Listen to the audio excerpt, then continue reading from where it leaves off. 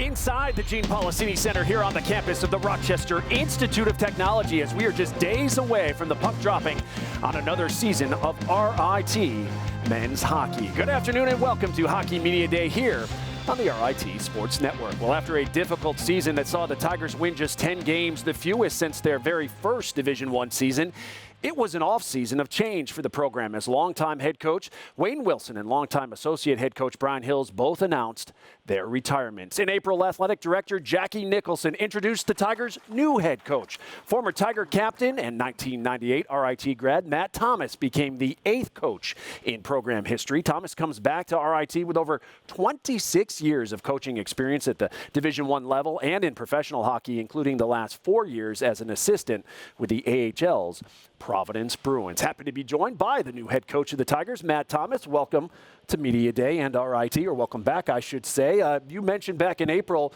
that it was so important for you. This was a dream job that you wanted. Why was it so important for you to come back to this university and take over this program?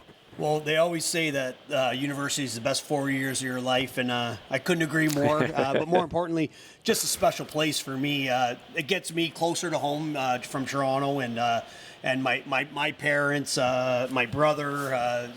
And then it was just this, something kept bringing me back. I started my coaching career here, and I've always felt that it would be a fitting end to it. Not that I'm ready to end, I'm ready to get going. But for me, it was just really grateful, humble, and excited about the opportunity to come back to RIT. Initially, how challenging was it? Because you still had to juggle the priorities and seeing the Providence Bruins through the AHL playoffs before you could finally immerse yourself into this job full time. Yeah, I was lucky. The timing of the end of our regular season kind of gave me they gave me some wiggle room. Yep. The Bruins did to come up. I was able to meet with the staff. I was able to meet with the players, get to know everybody a little bit more.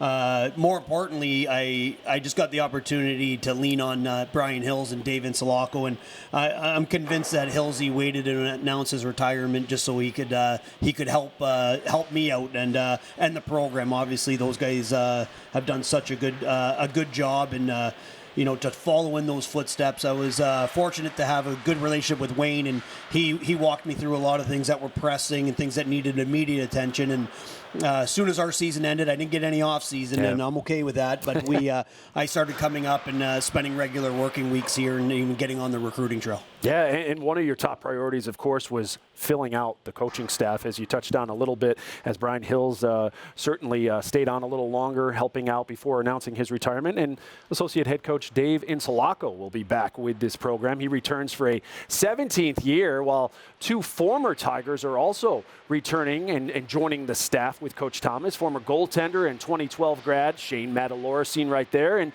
former forward and 2016 grad Josh Mitchell.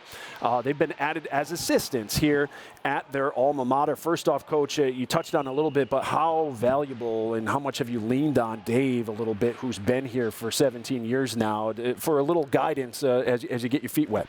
Yeah, I think the biggest challenge of these jobs is just getting to understand policy and procedure and how the university operates, from the admissions process with guys coming in, the scholarship process, and all those little things. So Dave's been instrumental in kind of making sure that it hasn't been that much of a bumpy road for me. And then getting 2 guys like Shane and Josh to return. Both guys have a tremendous passion for RIT hockey, and Shane being somebody that's worked on the staff, he's been around the program and the women's program and understands RIT and the expectations. So a lot of real positives with that group to be able to do what we needed to do. So again, we are in full flight right now, which is great, and we're more than excited for the weekend here and getting ready to get going. You answered the why bring back Matalora and Mitchell, but maybe touch on a little bit of what their roles might be now that there's 4 coaches on the staff.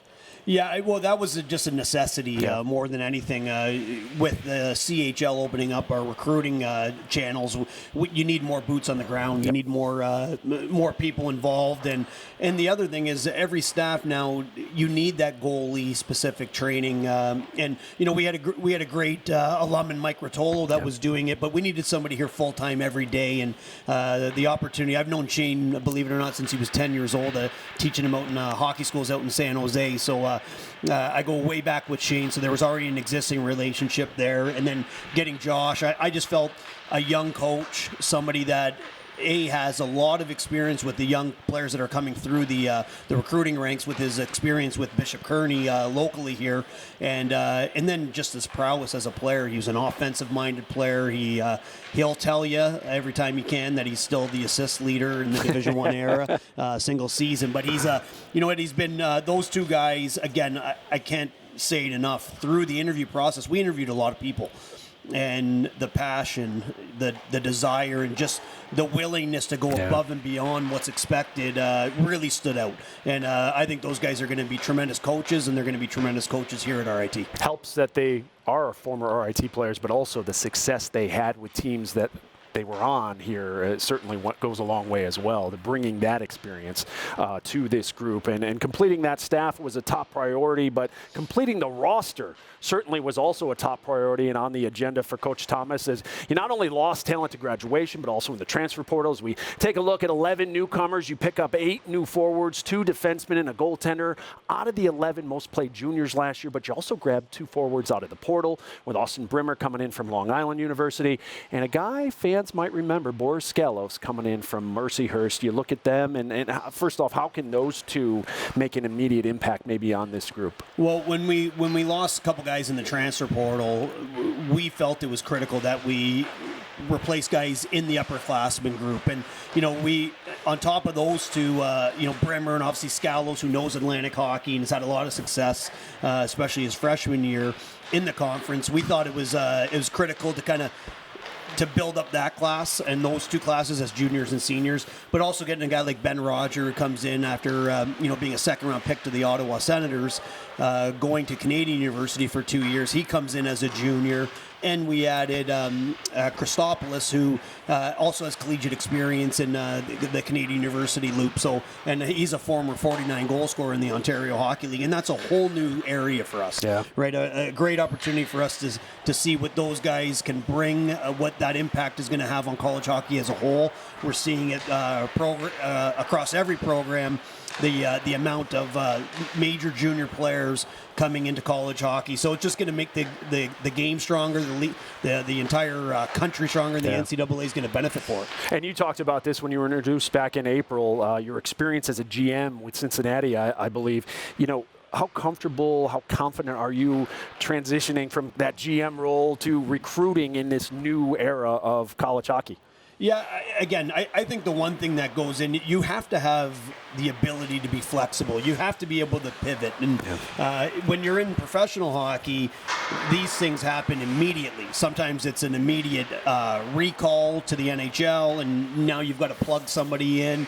It might be a trade where you lose a guy on your top line, and you lose a guy that's running your power play, or your number one goaltender. So those are in-season pivots. For us, it's a little bit of an off-season more than an in-season, but I think it allows us to realize, and it allows me, I think my experience in that understands that you're never done building your team. So we're constantly kind of, turning over every stone and trying to figure out who's next, what's next, and trying to be prepared for not only A, B, and C, but all the way down to Z. Yeah, it never ends. You bring in a first year, there's no guarantee they're going to be here for 4 straight years. Well, the Tigers do have 8 seniors returning this season, including Tyler Mahan, the forward from Calgary, Alberta, played in all 35 games last season, scoring 3 goals while adding 2 assists. And Tyler joins us now live here on Hockey Media Day. First off, an off-season of change, Tyler. Why was it important for you to return here for your senior season? Yeah, coming back from my senior year was probably the best thing that could have happened. Winning the championship in my sophomore year was the coolest experience. Even though we had a down year last year, I think the guys that we brought in this year, we have a chance to go back there and, yeah.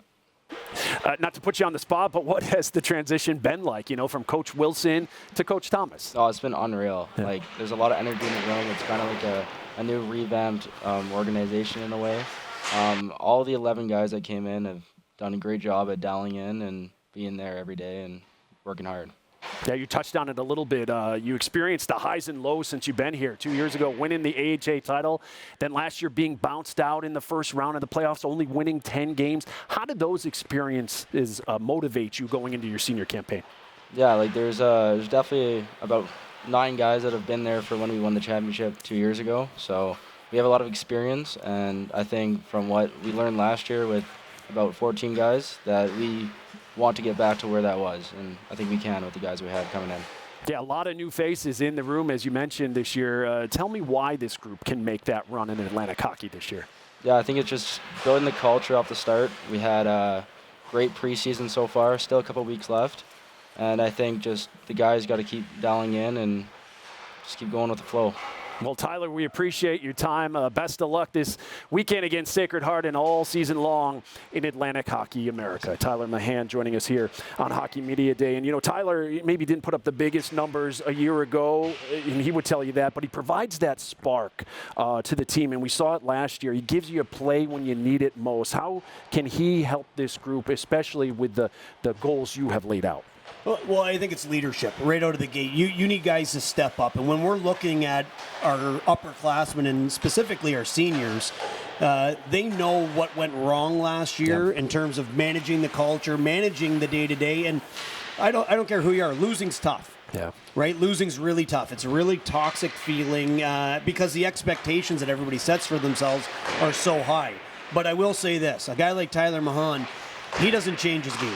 No. He shows up, he plays the same way every day, and I think that's something that our young players and our newcomers are going to be able to look at a player like him and a lot of the other guys in that class and look to them for that leadership. And how do we show up every day and make sure that we're able to bring our best even when we don't have our best? Yeah. Now, let's take a look at, you've got your goaltenders in net. You have 2 returners and a newcomer, as we mentioned earlier, back for his sophomore season. Number 1, Jakub Kurbacek. He saw the most action of anyone last season, starting 18 games, but finishing just 5-12-1. Trent Burnham also back. Number 32 picked up just 1 victory in 8 outings last year. And number 33 is first-year goaltender Colin McKenzie. He comes to RIT. You see him there from the OHL, where just 2 seasons ago he led the league in goals against and save percentage. Looking at your goaltending core, no one really stepped up a year ago and grabbed firm hold of that number 1 spot. Do you have a number 1 going in, do you think, and your thoughts overall on this group?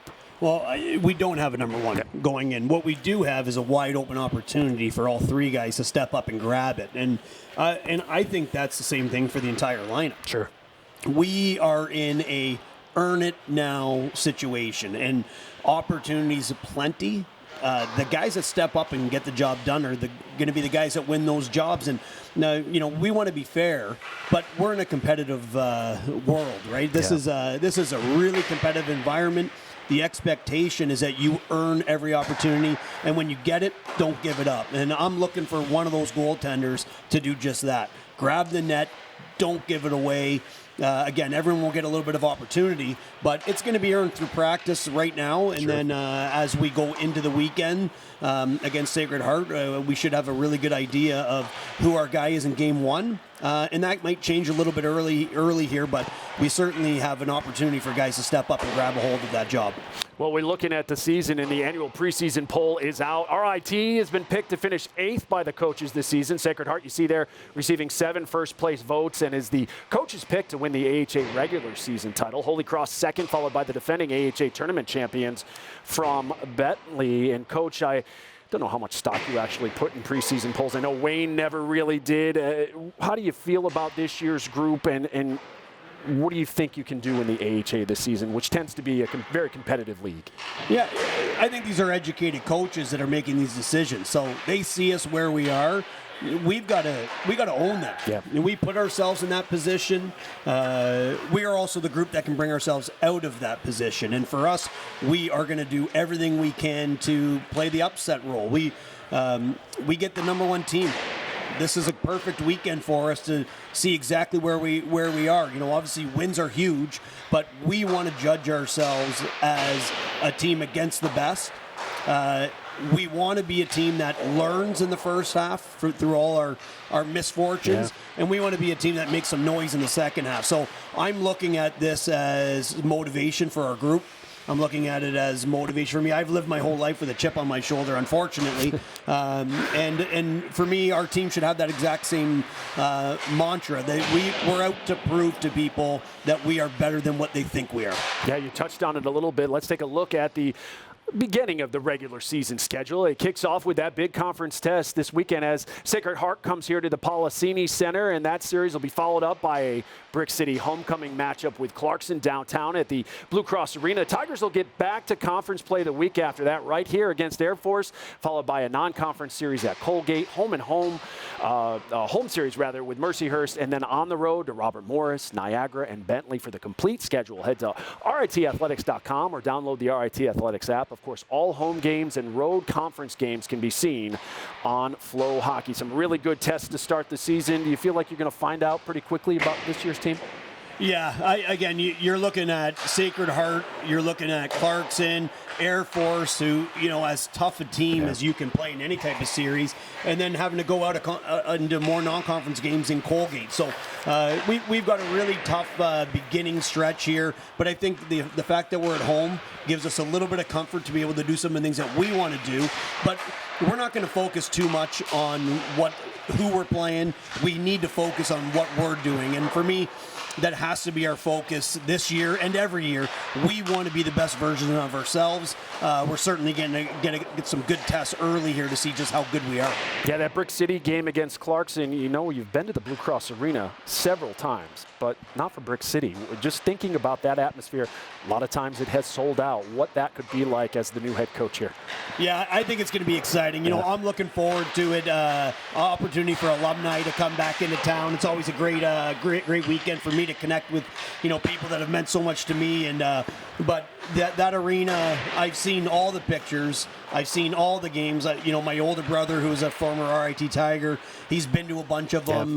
He says it's just awesome. So I'm really excited to get to experience that, live and in person. Yeah, a lot of fun. Clarkson this year. Michigan State comes to town for Brick City next year. Those of you watching at home, you can be part of the action all season long. You can grab your seats, season seats, or individual game tickets for RIT Men's Hockey right now by visiting or calling the Policini Center box office at 585-475-4121 or online anytime, RITtickets.com. If you're heading to the games here at the Policini Center, please note there is a new clear bag policy for fans entering the building. For more information on that and what's acceptable and what's not, visit RITathletics.com. And hey, don't forget, Tigers also headed to Northern Ireland this season, and you can join them for the 2025 Friendship 4. RIT will face Miami of Ohio in Belfast on Friday, November 28th, followed by a matchup with either Sacred Heart or Union in Saturday's consolation or championship game. Tickets are available. You can see there on your screen, belfastgiants.com. Plus, you can book your 4 or 6 night travel packages to join the Tigers in Ireland right now by visiting caragrouptravel.com. Coach, it's quite the experience to be able to go over there. Sacred Heart and RIT, the first AHA teams to experience the Friendship 4. How valuable of an experience do you think this will be for your group?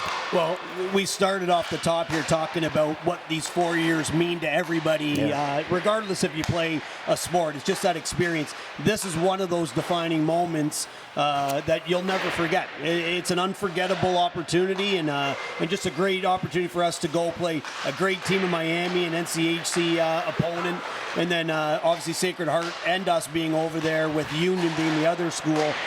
Again, a chance to win a championship. For me, I look at that as probably the biggest thing. Let's go show people that we can show up at the toughest of times and in the toughest of environments. But just to get to go to Belfast, all of us got a little bit of Irish lineage in us, I think, but my family certainly does. So looking forward to going and getting to immerse myself a little bit in the culture, and I know I've been over to Europe a few times. It's a unique experience, to say the least, and I'm excited for our players to get that. Yeah, tremendous experience for the entire RIT hockey program. They are certainly looking forward to that challenge and that experience. Matt, another season is here, but it's your first as head coach. Best of luck to you and the Tigers this season, and certainly this weekend against Sacred Heart. We appreciate your time here today. Yeah, I appreciate it. Thanks for having me. All right, that'll do it for us. We thank you for watching RIT Hockey Media Day here on the RIT Sports Network.